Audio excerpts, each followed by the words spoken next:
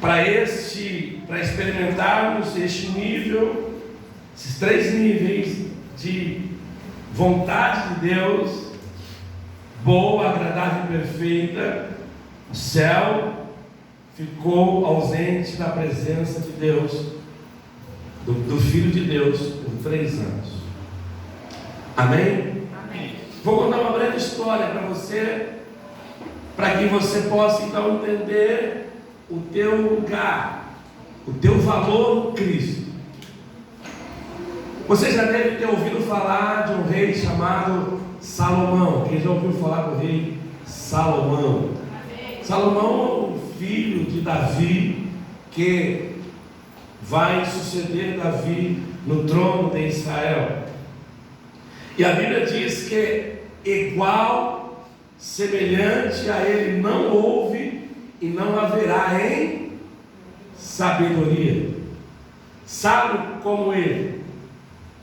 E muitas das vitórias, das conquistas que Salomão teve, foi por conta da sabedoria que ele adquiriu, que ele recebeu de Deus, depois de fazer a Deus um pedido, depois de prestar a Deus um culto, depois de fazer uma cerimônia onde a Bíblia diz que o céu desceu, a glória encheu o templo, aonde Salomão havia construído e dedicado ao Senhor. E naquele dia a glória de Deus ela foi tão grande naquele lugar, que todos que lá estavam não conseguiam parar de pé, tamanha a glória de Deus. Amém? Deixa eu só abrir um parênteses aqui para dizer, eu disse que certa feita nós estávamos orando no monte, e aí eu comecei a fazer uns pedidos para Deus, e de repente comecei a sentir um medo tão grande daquilo que eu estava pedindo, que eu falei para Deus: não, Senhor, não faça não, porque de repente eu não estou preparado, porque eu não sei, de repente eu não consiga suportar o tamanho da sua glória. E é lógico que Deus só era derramar uma gota, uma gota só já destruía a mim, já não era capaz de permanecer mais em pé. Porém, Salomão dedicou o templo ao Senhor, e a Bíblia diz que naquele dia Deus veio, Deus desceu naquele lugar com a sua Shekinah, com a sua glória. Foi grande a presença de Deus, né, naquele dia. E o Senhor disse a Salomão: peço o que quiseres e eu vou fazer. E ele pediu sabedoria, adquiriu sabedoria de monte, adquiriu riqueza por conta da sabedoria. Por conta da sabedoria ele se torna rico, se torna um cara famoso, se torna conhecido.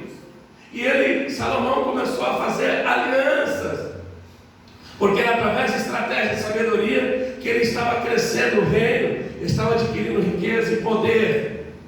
Então Salomão ele casou com uma das filhas de um rei, o rei do Egito da sua época. Ele casou com ela, e segundo os historiadores, foi a mulher que ele foi mais apaixonado.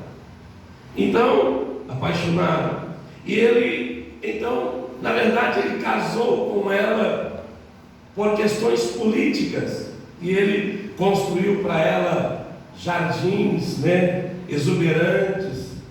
Mas Salomão tinha um objetivo, ele queria, na verdade, descobrir, ele queria saber qual era a estratégia da força militar que tinha o seu pai, que o Egito na época era a potência militar. Então Salomão queria descobrir. Então, casando-se com a filha do rei, ele se aproximaria para descobrir qual era a estratégia. E passa-se um tempo, depois de agradá-la, depois de fazer várias coisas para ela, então ele começa a interrogá-la para saber dela qual era a força militar do Egito. E ela então revela a Salomão que a força militar do Egito estava nos cavalos que eram usados na guerra. Então, os cavalos era a potência militar que o Egito tinha. para vencer os seus oponentes, para vencer as suas batalhas. E ela então, ele começa a pesquisar e ele pergunta então, mas aonde que é que o rei do Egito compra esses cavalos? Ela disse, olha, há anualmente um leilão no Egito, no alto do delta do Egito, é um lugar afastado, e lá leiloa-se os cavalos. Então Salomão se prepara para ir a este lugar, mas o historiador diz que ele se atrasa, e quando ele chega lá, ele se depara com o leilão que já estava no final.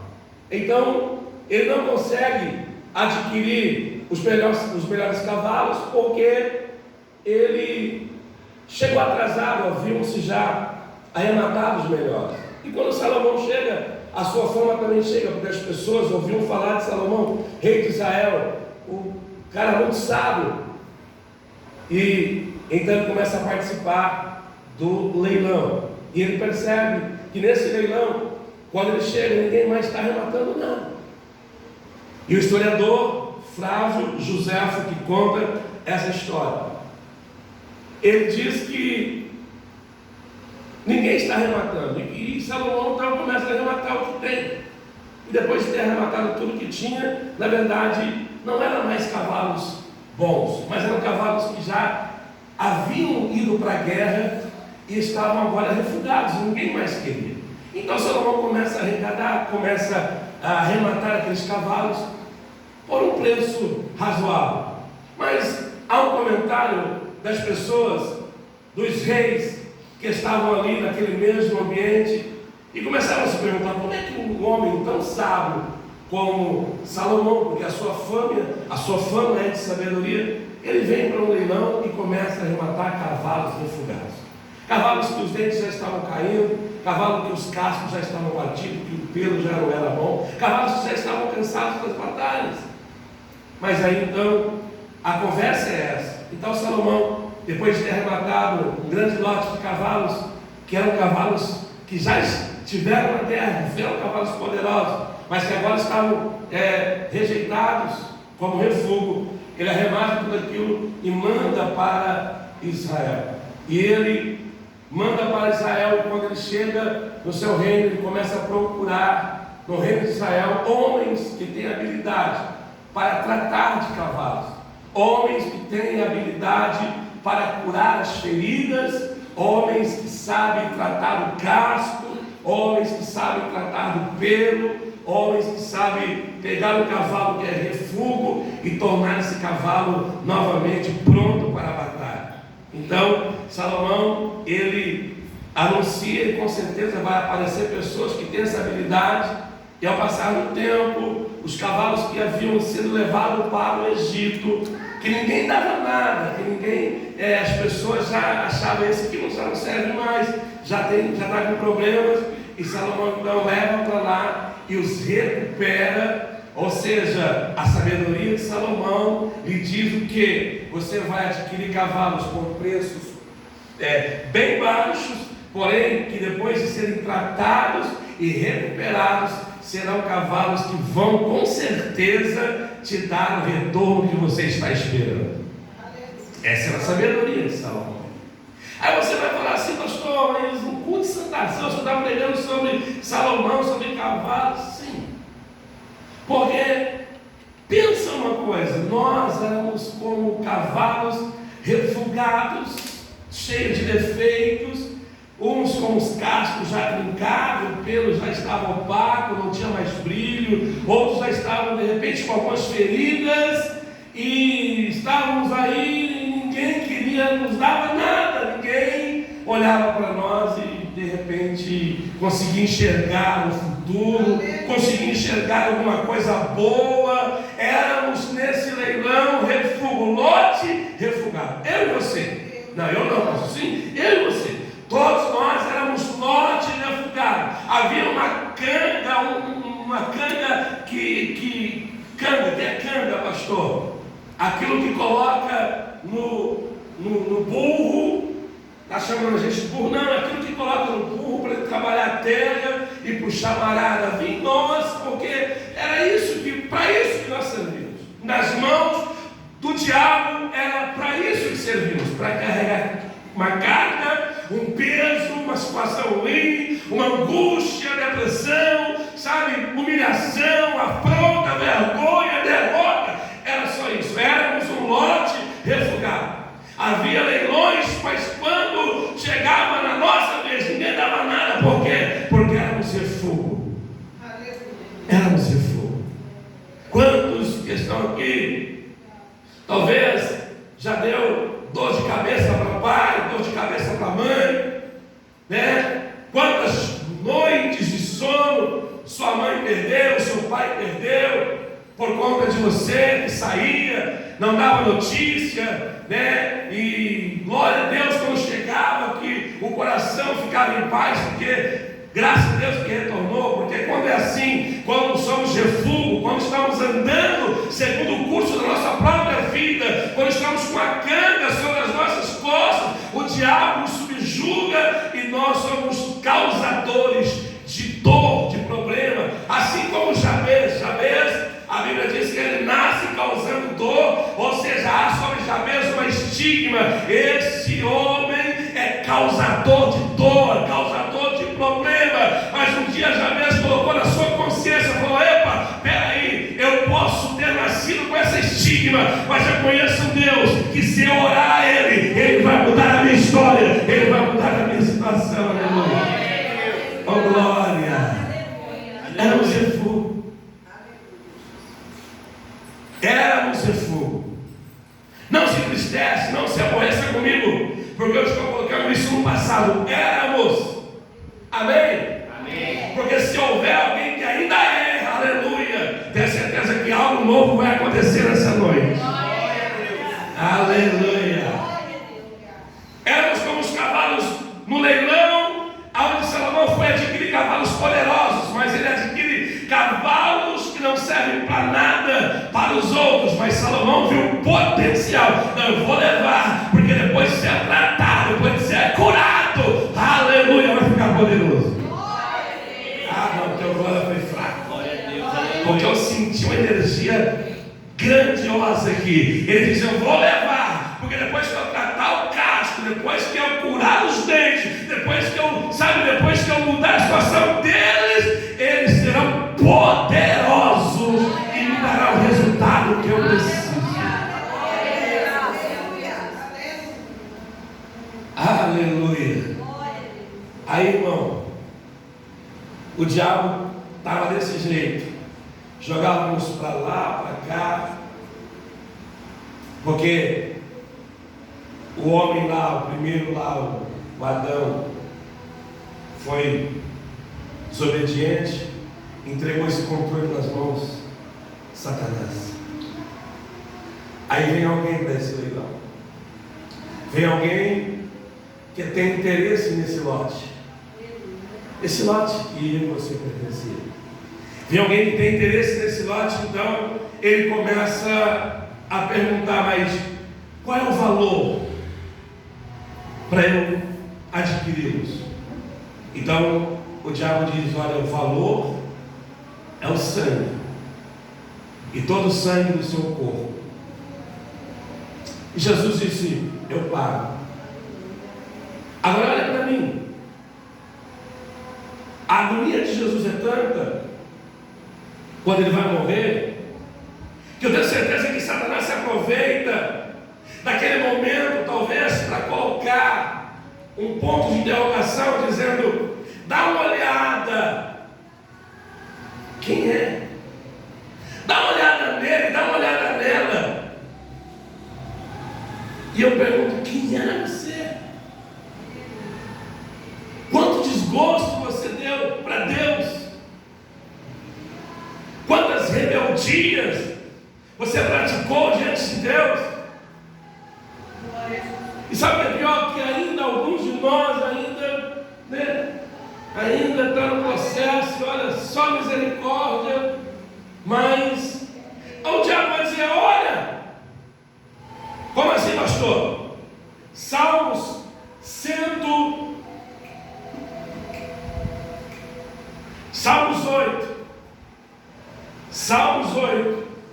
verso 4.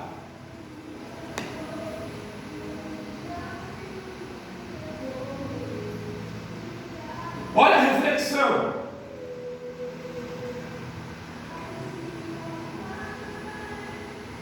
Salmos 8.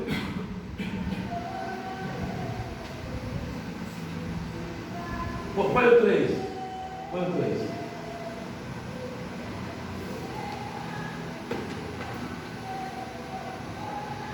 É o 4 mesmo. Olha aqui, ó. Pergunto. Quem é o homem? Para que com ele te importa? Você vai derramar o sangue? Quem é o homem? O homem aqui não é o sexo masculino, gênero, humanidade. Todos. Quem é o homem? Pecador, fofoqueiro, falador, mentiroso, dá problema. Quem é o homem? Para que com ele te preocupes? Por que preocupar com esse ser tão desprezível? Salomão, no delta do Nilo, no leilão. Quem é o homem? Para quê? Pagar isso tão caro por ele?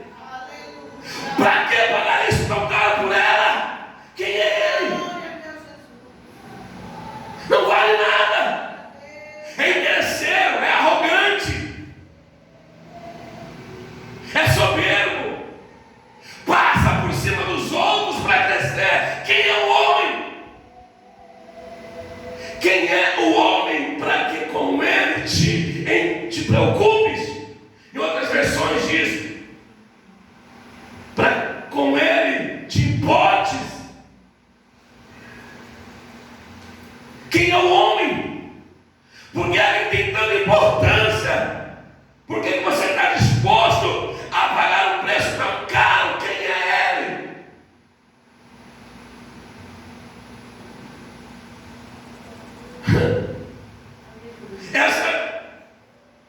Essa é a seta que Satanás joga nele no Getsemane, sentindo a agonia da sua morte.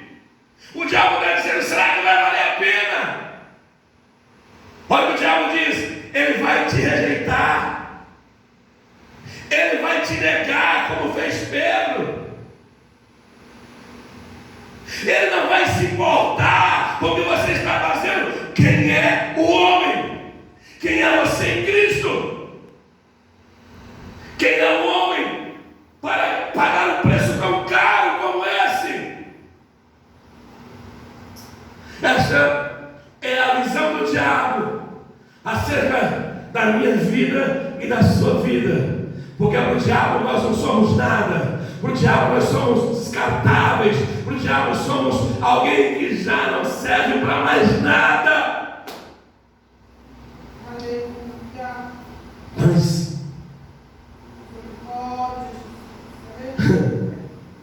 Colossenses 5, o verso 5 diz: o diabo está querendo que Jesus desista de arrematar você. Diga misericórdia. Se isso acontecesse, nós estávamos frente.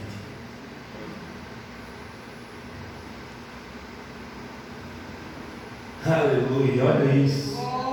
Já que você glorificar, você não fala nada. Não, glória a Deus, aleluia. Quem é o homem?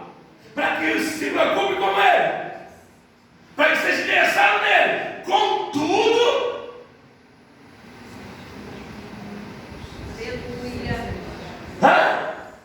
contudo, tu fizestes ele um pouco menor dos seres celestiais e o coroastes de glória, de honra e de glória. Aleluia. Pode glorificar, aleluia. Porque ele não desiste de você.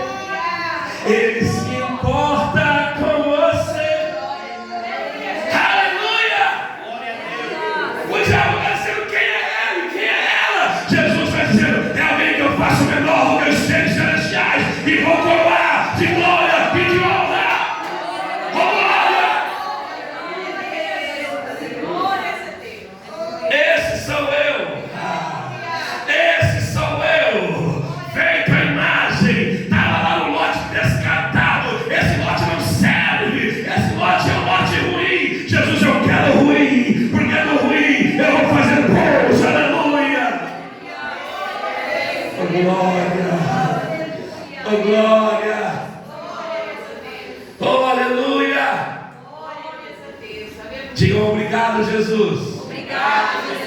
me amado. Tanto assim. Obrigado, Jesus, por ter se importado. Tanto assim. Diga assim, está vendo, diabo? Ele me ama. Aleluia. Aleluia. Ele te ama. Ele te ama. Ele te ama. Ele te ama. Ele se importa contigo. Pode as pessoas apontar dizendo é refúgio. Não serve, serve. Ele reconhece o valor que ninguém vê em você. Ele vê, aleluia. O que as pessoas enxergam em você, ele enxerga, aleluia. Está aqui. Paulo disse: faça em memória. Lembre-se que ele foi afrontado, ele foi humilhado, mas não desistiu. Ele estava dizendo: vale a pena, eu vou tirar algo bom daí, eu vou tirar. Deixa Deus tirar algo bom da sua vida. Deixa Deus tirar o bom para fora, deixa o ruim lá. Oh, Deus vai tirar o bom. Amém. Ele arrematou, queridos. Ele te arrematou naquele leilão. Ele te arrematou naquele dia. Ele está dizendo: agora tu és meu. Ele está dizendo: tu és meu. Não, ele está dizendo: tu és meu. Só que você é dele e foi adquirido como refúgio. Amém? Você não perder aqui, você é o refúgio. Salomão disse: traga os tratadores, os cuidadores, quem tem habilidade. Eu vou te perguntar: tratamento é algo fácil? Sim ou não? Não. Sim ou não? Não. Toda a igreja responde: sim ou não? Não. A pastora fez um procedimento no rosto, ficou 2 dias. Tadinha, não conseguia nem rir. Queimou. Ela falou que se fosse ela não aumentava, só o homem é fraco. Queimou tudo. Você não sabe quanto o homem é forte. É forte. Forte. E tomar um graminho para sentir dor. Mas olha aqui, irmão, o tratamento não é fácil. Amém? Isaías, eu não vou mandar projetar porque eu não lembro. Se alguém lembrar, se não me engano, 43 ou 44 ou 53, eu não lembro. Isaías fala do voo que os que caminharão não se fadigarão, correrão, não se cansarão, renovarão as suas forças e subirão com asas como? Como? Águia. A águia é um pássaro oponente. Você sabia que a águia é um dos animais que não tem predador para ela? Ela é predador para muitos, mas não tem predador para a águia. Isaías 40, 31. Mas depois você lê. Mas a águia chega em determinado momento da sua história que ela tem que passar por uma restauração, por uma renovação. Você foi rematado num leilão, amém? Amém. Mas você foi trazido do jeito que estava. Jesus diz: vinde como estás, vinde a mim. Vinde, todos vós descansados, oprimidos, e eu Os aliviarei. o alívio vem através da renovação. A águia chega em determinado momento da sua vida que ela tem que tomar uma decisão: ou ela morre, ou ela faz o voo da renovação. E o voo da renovação da águia é algo doloroso, porque ela tem que achar força nas suas asas já, nas suas penas já cansadas e pesadas, para fazer um voo muito alto e subir muito alto a um penhasco muito alto, aonde ela vai passar por um processo da renovação. E lá nesse processo da renovação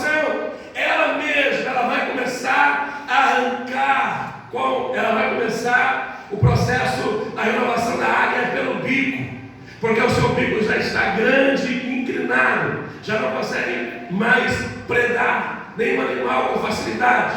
Então ela começa a bater na penha, ela começa a bater com muita força na penha até aquele bico velho, que não serve para nada, começar a se despedaçar para que o outro bico venha surgir. E depois que esse bico novo aparece, ela começa então o processo de tirar toda a pena que já está pesada, que não facilita ela nos seus voos. Ela começa a arrancar com o seu bico pena por pena e espera novamente crescer novas penas. Ela vai fazer a mesma coisa com as suas garras, arrancar com o bico as suas garras, porque já estão encurvadas, não servem mais. E ela então vai arrancar garra por garra, unha por unha, até esperar o crescimento de novas unhas. Mas depois desse processo todo, ela então, aquela águia que já viveu 40 anos, que poderia dizer assim, tá bom, eu vou morrer aqui, ela está agora renovada para viver mais no mínimo 40 anos. Aleluia! Sabe, queridos, nós fomos resgatados, fomos comprados pelo sangue de Jesus, mas não poderemos aceitar, permanecer como éramos antigamente, pessoas que eram refúgio, pessoas que não eram nada. Ei, você foi comprado, Jesus pagou um preço, um alto preço, mas agora a restauração, a renovação é por sua conta. Você tem que se colocar nas mãos do Espírito Santo e dizer para Ele: pode tirar tudo aquilo que não presta, pode arrancar, pode remover tudo aquilo que me atrapalha a ser melhor para Deus.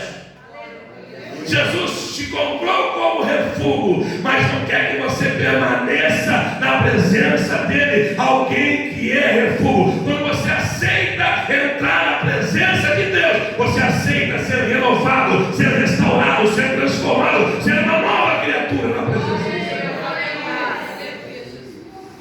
Porque senão, o que ele fez por você, o sacrifício que ele fez, o preço que ele pagou, nada vai adiantar.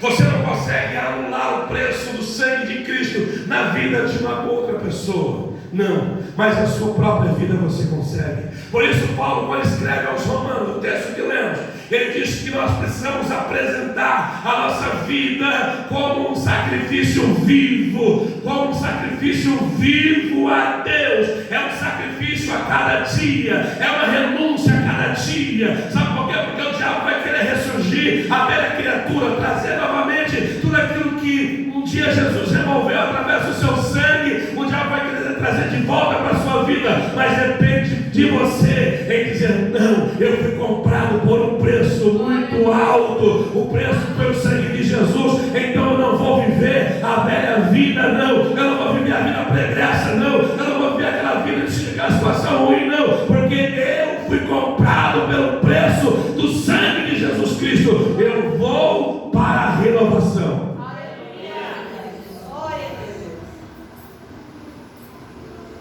Quem vai para a renovação? Quem vai para a restauração? Deixa eu te falar, pode doer. Pode ser doído. Amém. Pode ser doloroso. Amém. Mas deixa eu dizer uma coisa: vale a pena. Vale a pena. Vale a pena deixar arrancar as pernas velhas. Vale a pena arrancar as unhas velhas.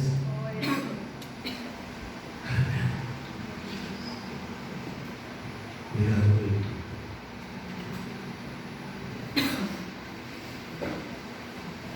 Vale a pena.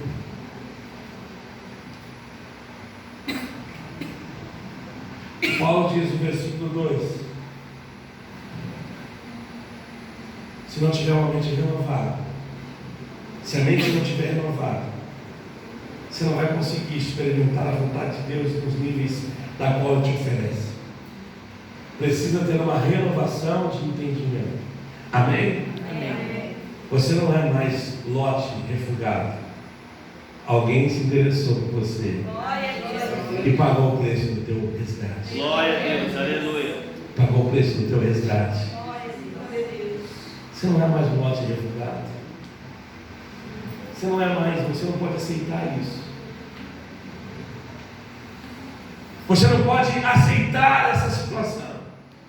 Por isso você está aqui hoje diante da mesa da ceia. Você está aqui diante do cálice que representa o sangue, do pão que representa o corpo. Paulo disse: é para que você faça em memória. Memória é renovação, é pensamento. Então, o pensamento agora é: eu sou alguém que antigamente não valia nada, ninguém dava nada, mas hoje eu não sou mais essa pessoa. Eu não sou mais essa pessoa. Antes eu não tinha valor, agora eu tenho valor para Deus. Não, eu tenho valor para Deus. Lute contra isso.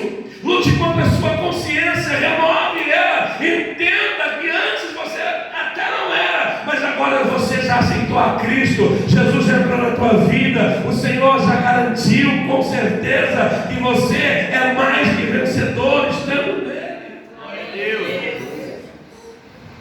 Não aceite o contrário disso. Amém? Se você não renovar a tua mente, o teu pensamento, para experimentar, você não pode tocar na ceia do Senhor. Você não pode tocar, você não pode beber do cálice, nem comer do pão. Se você não acredita, se você não confia nisso, você não pode, você não deve fazer isso. Por quê? Porque o próprio apóstolo Paulo diz que quando eu faço isso, eu faço para o mal e não para o bem. Amém? Amém. Acredite. Acredite no que a Bíblia diz. O Breno Torres falou isso aqui na abertura do culto. Existem na Bíblia mais de 8.000 promessas que você vai vencer. Amém. Não, você não entendeu. Diz que existe na Bíblia mais de 8.000 promessas que você vai vencer. Glória a Deus. Aleluia. Aí vem alguém e fala o contrário, que acontece uma palavra contrária como você disse aqui. Uma. Já desmorona. Uma já desfaz as mais de 8.000. Então deixa eu te falar uma coisa, fique com aquilo que a Bíblia diz a teu respeito. Fique com aquilo que a palavra fala acerca de você. Que você foi comprado pelo preço do sangue de Jesus. Que você é a menina dos olhos de Deus. Que você é a menina dos olhos de Deus. Que você é a menina dos olhos de Deus. Isso aqui é tão interessante, irmãos. Sabe interessante? Ninguém consegue tocar na menina dos nossos olhos. Eu estava desmanchando, ajudei, eu e Samuel, nós desmanchamos na casa, que tinha o fundo da casa da minha mãe. E o Samuel estava puxando uma viga e eu estava embaixo escorando para não cair. E aí ele puxou, junto tinha um tijolo solto, um pedaço de tijolo solto. E eu não vi, e quando ele puxou o tijolo veio. Irmão, a primeira coisa que eu fiz, sabe o quê? Fechar os olhos. Ninguém toca na menina dos teus olhos. Mas você imagina na menina dos olhos de Deus. Pega essa. Não, irmão. Se na minha nada consegue tocar, imagina na menina dos olhos de Deus. Isso é muito forte, gente. Não vai tocar, porque Deus garante que você é menina dos olhos dele. Ele vai proteger você. Renove o teu pensamento para isso. Deixa Satanás te enganar. Amém? Amém. Aí para isso você pode comer, pode beber. Você crê nisso? Amém. Você crê que você foi comprado pelo preço do sangue? Você crê que você era um lote refugado? Estava no lote que ninguém dava nada, e Jesus olhou e falou: pai, aqui tem coisa boa. Glória a Deus. Aleluia. Aqui tem coisa boa. Só Jesus mesmo, né, gente? Olha para um cara todo sujo, todo mijado, caindo na rua de tão bêbado, e olha lá, a gente vai.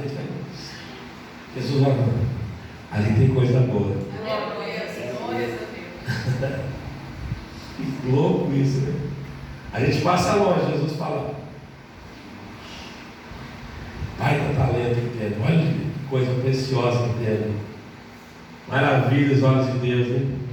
Nossos olhos enxergam um cara catinguento, todo molambento, todo mijado, todo fedido, mas os olhos de Deus contemplam coisa boa. O diabo olhava para nós, via isso, sujeira, imundício, pecado. Jesus olhava para nós e via coisas boas. Glória a Deus. Aonde você estava quando você foi alcançado por Deus?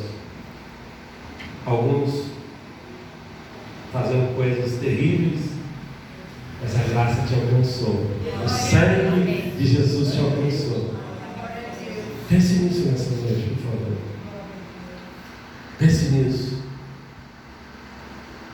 Poderia te dar uma palavra motivacional para você ter uma semana power.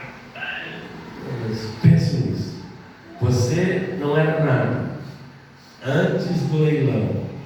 Agora Jesus olhou e falou: serve, vou comprar, vou pagar o preço, também. Foi apontando.